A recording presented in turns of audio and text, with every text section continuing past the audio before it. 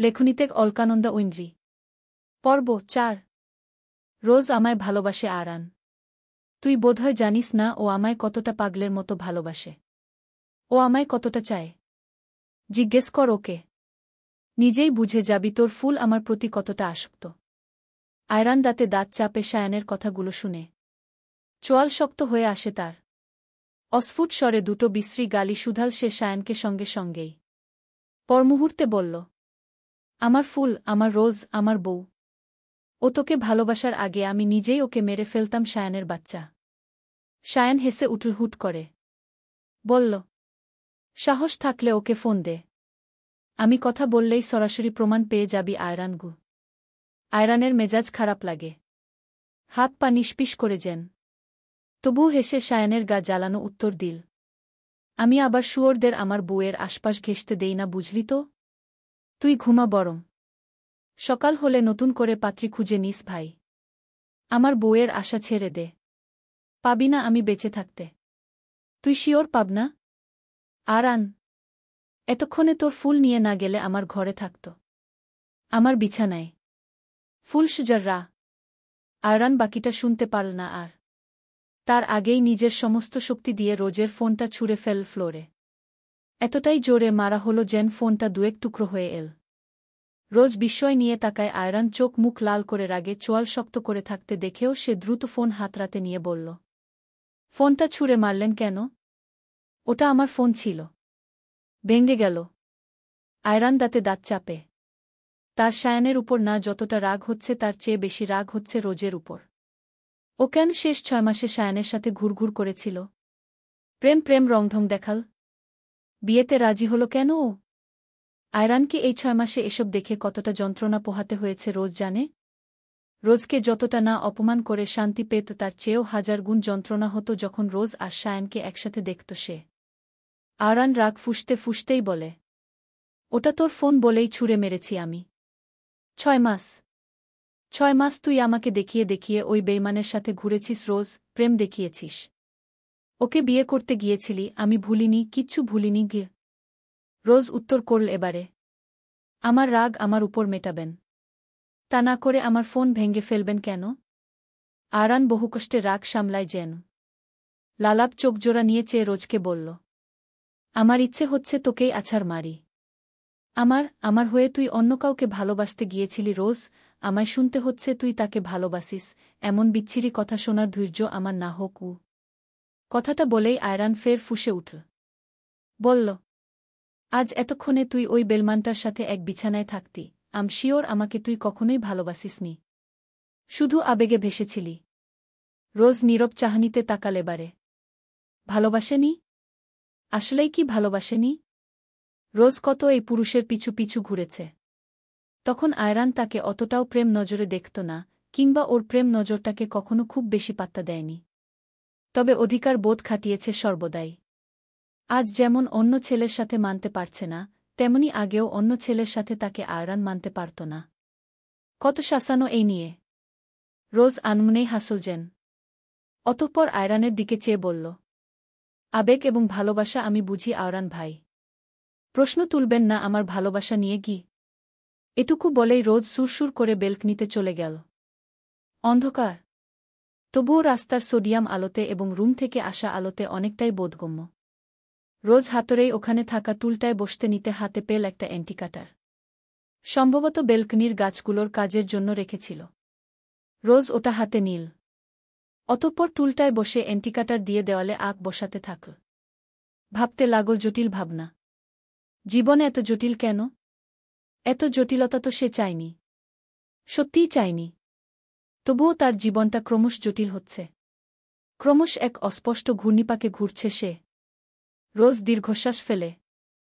ফুলে ফুলে সজ্জিত ঘরটা তাদের বাসর ঘর হলেও রোজ ওভাবরই সারারাত বসে থাকল বেলকনিতে। চোখে ঘুম নেই। নিশ্চুপ বসে থেকে সে ভেবে বেড়াচ্ছে সকালটায় কি হতে যাচ্ছে। তার বাবা যে হাত গুটিয়ে বসে থাকবে এমন তো নয়। বাবা এই সত্যটা জানার পর কি করবে তাকে? ঘৃণা, অথচ রোজ এটা অস্বীকার করতে পারে না যে রোজ আয়রানকে ভালোবাসে। সত্যিই ভালোবাসে। শেষ ৬ মাস তাকে যেখানে পেয়েছে সেখানেই আয়রান অপমান করেছে, কষ্ট দিয়েছে, বিভিন্নভাবে। অথচ তবুও রোজ আয়রানকে ভুলতে পারল না। সায়ানের সাথে বিয়ের আসরে বসার আগ পর্যন্ত রোজ কেঁদেছে। এমনকি এই দুটো বছর প্রত্যেকটা দিন সে কেঁদেছে শুধুমাত্র আয়রানকে পাবে না বলে। আজ যখন পেল তখন এত ভয় হচ্ছে কেন ওর? আয়রানকে কেন স্বাভাবিকভাবে নিতে পারছে না? 6 মাসের আয়রানের করা অপমানগুলোই বা ভুলতে পারছে না কেন? রোজ দীর্ঘশ্বাস ফেলে। চোখ বুঝে নিতেই জল গড়িয়ে পড়ল তার গালে। অতঃপর কখন যেন চোখ লেগে এল সে নিজেই বুঝল না। আয়শান ক্লান্ত। সারাদিনের সব সামলে সত্যিই ক্লান্ত। ঘুম পাচ্ছিল একটু আগ অবধিও। অথচ বউয়ের করা একটু আগের সব প্রশ্ন তার ঘুম উড়াতে যথেষ্ট। আয়শান জানে তুলিকে আজও হয়তো কেউ কিছু বলেছে। কে বলেছে? চাচি? নাকি অন্য কেউ? আয়শান ভাবে। ভেবে ভেবে সে বউয়ের ঘুমন্ত মুখটার দিকে চেয়ে থাকে। অতঃপর এই আদুরে মুখটা দেখে সে আনমনেই হাসে। এই শান্ত লক্ষ্মী মেয়েটা তার বউ, এটা ভাবলেই তার মন ফুরফুরে লাগে। অদ্ভুত শান্তি যেন। তুলি কি জানে আয়শান তাকে কবে থেকে চেয়েছিল? কবে থেকে এই ছোট্ট মেয়েটাকে সে ভালোবেসেছিল? অথচ এই বোকা লক্ষ্মী মেয়েটি মনে প্রাণে বিশ্বাস করে আয়শান তাকে ভালোবাসে না। শুধুমাত্র প্রয়োজন মেটাতে বিয়ে করেছে। তাকে শুধুমাত্র খেলার অংশ হিসেবেই ব্যবহার করেছে। আয়শান দীর্ঘশ্বাস ফেলে। বউয়ের আদুরে মুখটা নিজের 2 হাতের আজলায় নিয়ে আলতো করে চুমু খায় কপালে। সুধাই, আমি তোকে কখনোই বোন হিসেবে দেখে আসিনি তুলি। বাকি সবাইকে আমি বোনের মতো স্নেহ করেছি, ভালোবেসেছি, অথচ তোকে দেখেছি ভিন্ন নজরে। তুই সেটা বুঝতে পারলি না নিজেকে এতটা অযোগ্য কেন ভাবিস তুলি? অথচ তোকে পাওয়ার দুশ্চিন্তায় এই আয়শান কত রাত ঘুমোয়নি। আর তুই ভাবিস তুই আমার অযোগ্য? বোকা তুই। বিয়ের 2 বছরেও বুঝলি না আমি তোকে ভালোবাসি, শুধু ভেবে গেলি আমি তোকে অপরাধী বানিয়েছি। তোকে অপরাধী বানিয়েও যদি তুই আমার হোস, তো অপরাধী বানানোতে ক্ষতি কি বল? তুই হয়তো জীবনটা অন্য কারোর সাথে মানিয়ে নিতি, অন্য কারোর শান্ত লক্ষ্মী বউ হয়ে যেতি। কিন্তু বিশ্বাস কর, আমি তোকে না পেলে সত্যিই তছনছ করতাম সব। আমার তোকে লাগতই ওই সময়। আব্বু আম্মু আমায় যেভাবে ডেইজির দিকে ঠেলে দিচ্ছিল, ওই মুহূর্তে আমার তোকে বিয়ে করে নেওয়াটাই ভালো সিদ্ধান্ত মনে হয়েছিল তুলি। অথচ তুই বুঝলি না এখনো। আয়রান সারারাত রাগে হাঁসফাঁস করেছে। রুমে পায়চারি করেছে। কাচের ওপারে রোজকেও অনবরত খেয়াল করে গিয়েছে মৃদু আলোতে। কখনো এন্টিকাটার দিয়ে দেওয়ালে আগ বসাতে দেখেছে, তো কখনো নীরব আকাশে চেয়ে থাকতে দেখেছে। অতঃপর একটা সময় পর রোজকে বেলকনির দেওয়ালে মাথা এলিয়ে চোখ বুঝতে দেখে সে পা এগোয়। হাঁটু গেড়ে বসেই রোজকে কিয়ৎক্ষণ দেখে সে। মৃদু আলোতেও লাগে একদম সাদা ধবধবে একটা পুতুল যেন। আয়রান তাকিয়েই থাকে। অতঃপর রোজের কপালে আসা চুলগুলো সরিয়ে দেয় এক আঙ্গুলে। আয়রান আরও কিছুক্ষণ দেখে। অতঃপর রোজকে ঘুমোতে দেখে কোলে তুলে নেওয়ার সিদ্ধান্ত নিল। কিন্তু ভাগ্য খারাপ। রোজকে যে মুহূর্তেই সে কোলে তুলে নেওয়ার জন্য স্পর্শ করল, ঠিক তখনই রোজ হকচকিয়ে উঠে পড়ল। আবছা অন্ধকার এবং সদ্য ঘুম ভেঙে রোজ কিছুই বুঝে উঠল না যেন। শুধু বুঝল তাকে কেউ স্পর্শ করেছে। এই বার্তাটা মস্তিষ্কে যেতেই রোজ হাতে থাকা এন্টিকাটার দিয়েই আক্রমণ করে বসল। অন্ধকারে দ্রুত আঁচড় কাটল তাকে স্পর্শ করা লোকটার বুকে। অথচ রোজ জানেই না পুরুষটি আর কেউ নয়, তারই সদ্য বিবাহিত বর। আরান দাঁতে দাঁত চাপল মুহূর্তেই। মুখ থিতিয়ে নেয়। বুকের দিকটায় হাত চেপে নিয়ে অবিশ্বাসের ন্যায় তাকাল যেন সে। হাত দিয়ে তরল কিছু অনুভব করে বুঝতে পারে এটা রক্ত। আয়রান রোজের দিকে তাকাল ওভাবেই আবছা অন্ধকারে। বলল, গুড। ওই সায়ানের সাথে সাথে কথা বলতে দেয়নি বলে তোর ফোন ভেঙে ফেলছি বলর, এখন আমাকে মেরে ফেলার প্ল্যান করছিস এখানে বসে বসে রোজ? তুই তো সাংঘাতিক মেয়ে। রোজর এতক্ষণে খেয়াল হলো কণ্ঠটা আরানের। আলোতে ফুটে উঠল আয়রানের প্রতিচ্ছবিও। রোজ বিস্ময় নিয়েই তাকায়। এভাবে আক্রমণ করল, কেটে যায়নি তো এই লোকের? রোজ দ্রুত দেখার চেষ্টা করল মৃদু আলোতে। বুঝে না উঠে দ্রুত গিয়ে আলো জ্বালাল। আসলেই কেটে গিয়েছে। রোজ তো ছোটকাল থেকেই সাংঘাতিক। তবে এটা সে আয়রান জেনে ইচ্ছে করে করেনি। ভয়েই, অজানা আশঙ্কায় বরাবরের মতো অভ্যেসবশত করে ফেলছে। হাতে যদি চুরির ন্যায় এই কাঁটারটা নাও থাকত, তবুও ও চড় ঘুষি বসাত পারলে সে। রোজ চোখ ছোট ছোট করে তাকায়। হাত বাড়িয়ে আয়রানের বুকের বা পাশটা দেখতে চেয়ে বলল, দেখি, রক্ত তো বেরিয়ে গেল। হাত সরান। আয়রান হাত সরায় না। ডোন্ট কেয়ার ভাব নিয়ে একপাশে বসে বলে, নিজে আঘাত করে নিজেই আবার ঢং করছিস। তোর মনে মনে যে আমায় খুন করার প্ল্যান, এটা তো আমি মোটেও আন্দাজ করিনি। এতটা সাংঘাতিক তুই? রোজ তাকায়। শান্তভাবে বলল, ওটা আপনি জানলে আমি আঘাত করতাম না, দেখান বলছি। আয়রান দেখালি না, বরং বাচ্চাদের মতে করে বলল, দেখাব না? আমার শখের নারী আমায় বাসর রাতেই চুরি বসিয়ে মেরে ফেলতে চাইছে, এটা ভেবে ভেবে আমাকে হার্ট অ্যাটাক করতে হবে এখন, তুই সর। রোজ ছোট শ্বাস ফেলে বলল, ফার্স্ট এইড বক্স কোথায়? আয়রান উত্তর দেয় না। রোজ ফের শুধাল, আয়রান, ফার্স্ট এইড বক্স কোথায়? ব্যান্ডেজ করতে হবে তো। আয়রান ফের ফুঁসে উঠে বলল, ব্যান্ডেজ করব না? আমি এই আঘাত নিয়ে মরে যাব, তবুও তোর হাতে ব্যান্ডেজ করব না গু। এই আঘাতে কেউ মরে না আয়রান। না মরলে ও এভাবেই রক্ত পড়ুক। তোকে ভাবতে বলেছি আমি? রোজ রেগে তাকায় এবারে। বলে, আয়রান, আমার ইচ্ছে হচ্ছে এখন আপনাকে সত্যিই মেরে ফেলি। রাগ বাড়াচ্ছেন আমার। আমার ক্ষত নিয়ে তোকে তো চিন্তা করতে বলিনি রোজ। তোর তো চিন্তা থাকার কথাই নয়। রোজ এবারে উত্তর করল না। নিজেই রুমে গিয়ে ফার্স্ট এইড বক্স খুঁজল। অতঃপর খোঁজাখুঁজির এক পর্যায়ে পেয়েও গেল। হাতে তা নিয়ে এসে সে আয়রানের সামনে বসল। কিছু না বলেই সর্বপ্রথম আয়রানের শার্টে হাত রাখল। আয়রান মুহূর্তেই বলল, শার্টে হাত রেখেছিস কেন? রোজ উত্তর করল স্পষ্ট স্বরেই, আপনার শার্ট খুলব তাই। আয়রান কেমন করেই যেন তাকাল।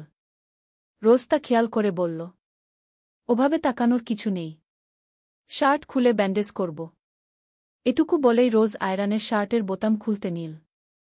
একটা বোতাম খোলার সাথে সাথেই আয়রান বলল, শার্ট ছাড়। অভদ্রের মতো বোতাম খুলছিস কেন? রোজ ছাড়ল না, বরং ওভাবেই শার্ট টেনে ধরে বলল দাঁতে দাঁত চেপে, আয়রান ভাই, রাগ বাড়াবেন না। এসব কি নাটক? রোজ রেগে রেগে বোতাম খুলতে খুলতে বলল, আমার মেজাজ খারাপ করছেন।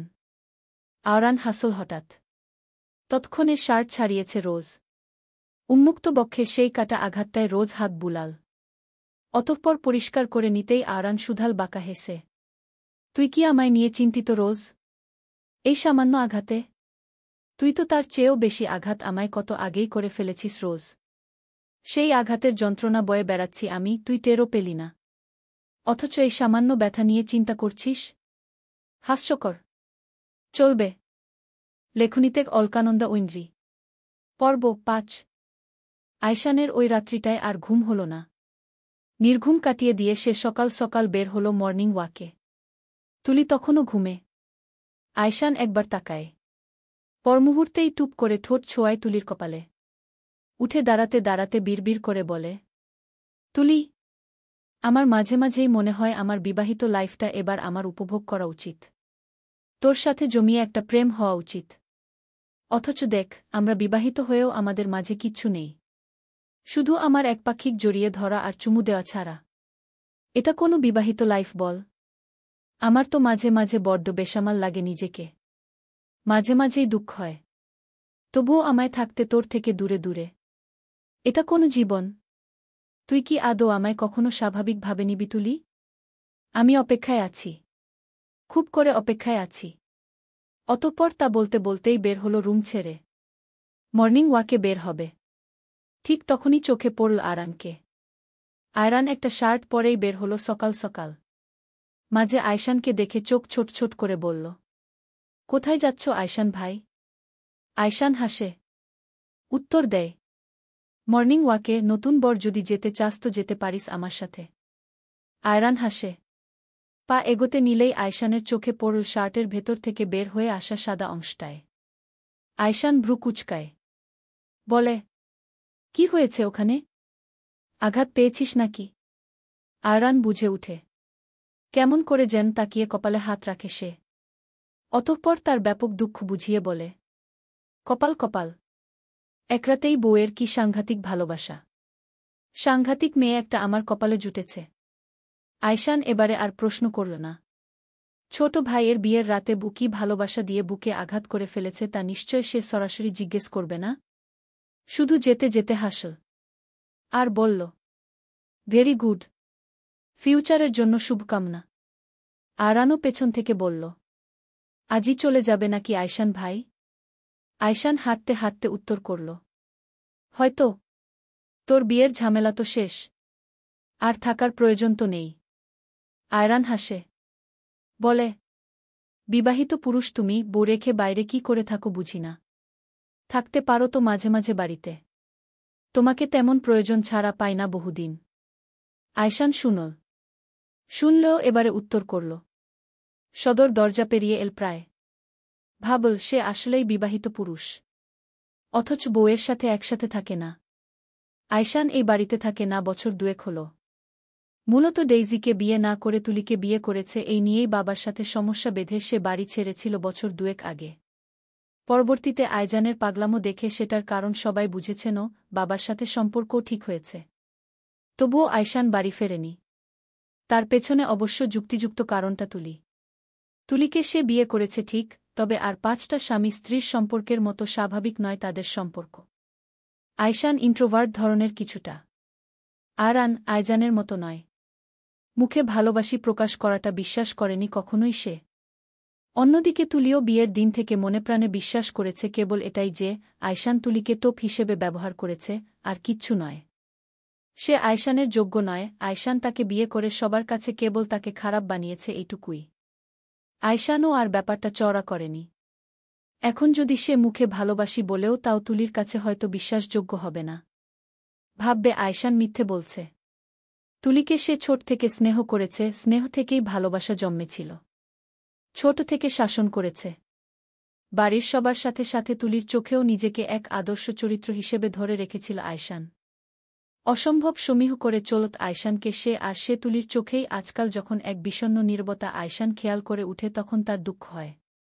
নিজেকেই দায়ী লাগে। আয়শান তুলিকে এই সম্পর্কে যেমন স্ত্রী হিসেবে কখনো জোর করেনি, তেমনি এই মেয়েটি সে ব্যতীত অন্য কারণ না হওয়ার ও এক নীরব হুমকি যেন তার চোখে মুখেই থাকে। আয়শান হাসে। সে জানে না তুলি আদৌ স্বাভাবিকভাবে সম্পর্কটা নিবে কিনা, কখনো সে সত্যিই তুলির চোখে আর 10 জন স্বামীর মতো প্রেমিক হয়ে উঠতে পারবে কিনা, তবে দিন শেষে তুলি তার হয়েই তো আছে। এটুকুই যথেষ্ট।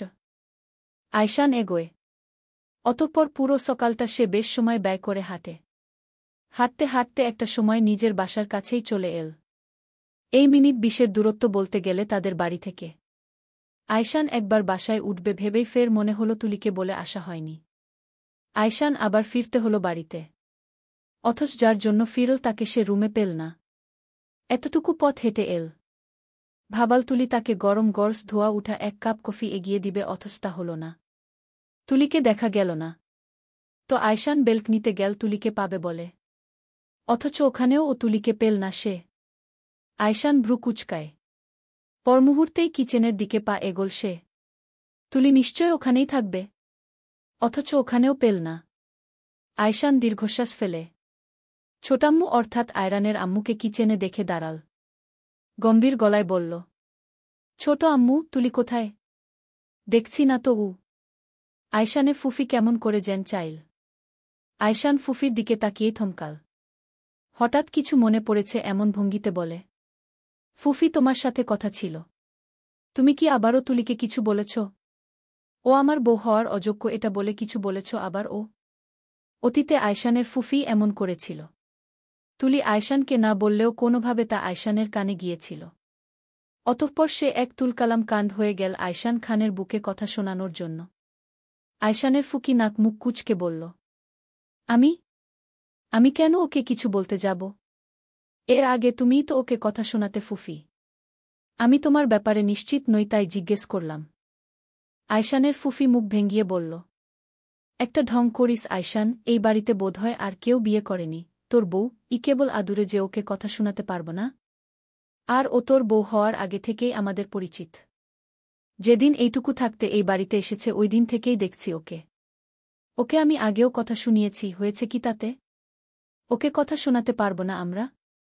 কথা শোনালেই তা বরের কানে ফিসফিস করতে হবে। ও ভাবে কি তোকে বিয়ে করে ও রাজরানী হয়ে গিয়েছে? আয়শান শান্ত অথচ 2 চোখে তাকায়। গম্ভীর গলায় বলে, ও মোটেই আমার কানে ফিসফিস করেনি ফুফু। ফিসফিস না করলে কথাগুলো তুই অবধি যেত নাকি? বুঝি না আমরা? নাকি সংসার আমরা করি না? তুমি বোধহয় ওকে সহ্যই করতে পারো না ফুফি, তাই না বলো? এটুকু বলেই আয়শান বের হয়ে এল। এভাবে জিজ্ঞেস করার খোঁজ করতে হয় না তার, খবর এমনিই পায় সে। তবুও ফুফিকে দেখে মনে হলো জিজ্ঞেস করা উচিত, তাই তো করল। আয়শান ছোটশ্বাস ফেলে। অতঃপর বাড়ির ছোট সদস্যদের একটু জিজ্ঞেস করতেই ফটফট করে সব জানতে পারল সে। আয়শান দীর্ঘশ্বাস ফেলে। বিয়েটা সে করেছে, অথচ এতে বারবার কষ্ট পাচ্ছে তুলিটা। আয়শানের আম্মু যে তাকে মেয়ের মতো বড় করল সে অবধি এখন তুলির সাথে কথা বলে না। তুলির জীবনটা তো সে সত্যিই কষ্টকর করেছে। আয়শানের অসহায় লাগে। তুলিকে একবার বলেছিল তার সাথে আলাদক থাকবে কিনা, তুলি মুহূর্তেই নাকচ করেছে। আয়শান গম্ভীর হয়েই ভাবে। বহুক্ষণ ভাবার পর টের পায় যে তুলি এসেছে। পা চালিয়ে রুমের দিকে যাচ্ছে। আয়শান হঠাৎ ডাক দিল, তুলি। তুলি শুনতে পেল না বোধ হয়। ওভাবেই পা বাড়াতে নিতেই আয়শান ফের বলে, আমি ডাকছি তুলি। তুলি তাকায় আচমকা গম্ভীর স্বর শুনে। হকচকিয়ে বলে, কিছু বলবেন আয়শান ভাই? আয়শান প্রশ্ন ছুড়ল, কোথায় গিয়েছিলি? তুলি চুপ থাকে কিছুক্ষণ। আয়শান আবারও বলল, উত্তর কর। তুলি এবারে নরম গলায় বলল, একটু মায়ের কবরে গিয়েছিলাম। দেরি হলো একটু। কোথাও গেলে বাসায় বলে যাবি। কয়বার বলেছি তোকে কথাটা? এভাবে হুটহাট না পেলে মানুষজন চিন্তা করবে না? তুলি হেসে বলল, না বলে কোথায় বা যাব? যাওয়ার জায়গা আছে আমার যে, আপনাদের না বলে কোথাও পালিয়ে যাব আমি? তাছাড়া আমি কখনোই পালিয়ে যাব না আয়শান ভাই। আপনারা আমার দায়িত্ব নিয়েছেন, বড় করেছেন। কোনো দিকে অপূর্ণতা রাখেননি। এত সুযোগ সুবিধা ছেড়ে চলে যাব? এসবই তো জুটত না আমার কপালে কখনো। ভাগ্যিস আপনারা আমার দায়িত্ব নিয়েছিলেন। তুলি কি নিজের প্রতি একরাশ অবহেলা নিয়ে কথাগুলো বলল? আয়শান ফের বলল, কে বল জুটত না? তুলি হেসে বলে, এতিমদের ভাগ্য অত ভালো হয় না আয়শান ভাই। এতিমরা আপনার মতো ভালো বড় পায় না। আমি ভাগ্যবশত কিভাবে যেন পেয়ে গেলাম একটা স্বপ্নের মতো বাড়ি, আম্মু, আব্বু, এতগুলো আপন মানুষ। আয়শান হাসল এবারে। বলল, আমাকে পেলি না? এই যে 2 বছর আগে নিজেকে তোর নামে লিখে দিলাম। লিখে দিলেই যদি পাওয়া হয়ে যেত তবে ভালোবাসা ছাড়াও, স্বামীর মন না পেয়েও অহরহ এত সংসার টিকে থাকত না আয়শান ভাই। মেয়েরা বরের মন না পেলেও আজীবন ওই সংসার আঁকড়ে থেকে যেতে পারি। এটুকু বলেই তুলিপা বাড়াল। আয়শান কেমন নীরব দৃষ্টিতে যেন চেয়ে থাকল ওর যাওয়ার পানে। ও আয়শানে মন পায়নি? ও বরের মন পায়নি, এটা কেন মনে করে তুলি? রোজ সকাল সকাল গোসল সারল। সারা রাত ঘুমায়নি, মাথা ব্যথা করছিল। মনে হয়েছিল একটা লম্বা গোসল তার প্রয়োজন। রোজ মূলত সে কারণেই গোসল করল। পরনে আয়রানের আনা সেসব জামাকাপড় থেকে একটা 3 পিচ। অতঃপর ভেজা চুলগুলো মেলে দিয়ে কিয়ৎক্ষণ নীরব বসে থাকল। আয়রান ভ্রু কুঁচকে তাকায়। কি ভাবছে এই মেয়ে তা বুঝার চেষ্টা চালায় হয়তো। পরমুহূর্তেই বলে, খবর পেলাম তোর বাপ পুলিশ নিয়ে বাড়ি আসছে। হয়তো এক্ষুনি এসে পৌঁছাবে। আমার অবশ্য হাসিই পাচ্ছে। তোর বাপের মুখোমুখি হই না বহুদিন বল। রোজ তাকায়। মুহূর্তেই বলে, পালাচ্ছেন না কেন? ধরে নিয়ে গেলে ভালো হবে। আয়রান মজা পেল। হেসে বলে, আমাকে ধরে নিবে? অতটুকু সাহস হবে না। তোর বাপ সম্ভবত তোকে নিতেই আসছে। তুই নিশ্চয় সুযোগ পেয়ে সুরসুর করে চলে যাবি রোজ। আমি নিশ্চিত তুই চলে যাবি গু। রোজ ভাবে, আসলেই চলে যাবে? আয়রানকে ফেলে চলে যাবে? এর মানে এটাই প্রমাণ হবে যে সে সত্যিই আয়রানকে কখনো ভালোবাসেনি। রোজের ভাবনার মাঝেই আয়রান আবার বলল, রোজ।